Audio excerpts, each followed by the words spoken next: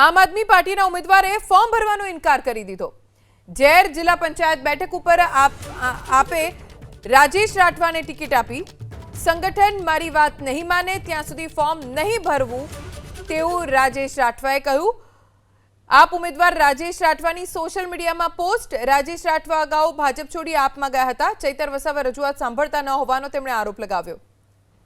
રાજેશ રાઠવાને છોટાઉદેપુરમાં ઉમેદવાર બનાવ્યા છે આમ આદમી પાર્ટીએ, ત્યારે હવે રાજેશ રાઠવાએ ફોર્મ ભરવાનો ઇનકાર કરી દીધો, એમ કહીને કે પાર્ટી અમારી વાત માનતી નથી, ચૈતર વસાવા કોઈ રજૂઆત નથી સાંભળતા। આપ ઉમેદવાર રાજેશ રાઠવાની સોશિયલ મીડિયામાં પોસ્ટ। રાજેશ રાઠવા અગાઉ ભાજપ છોડી આપમાં ગયા હતા। ચૈતર વસાવા રજૂઆત સાંભળતા ન હોવાનો તેમણે આરોપ લગાવ્યો।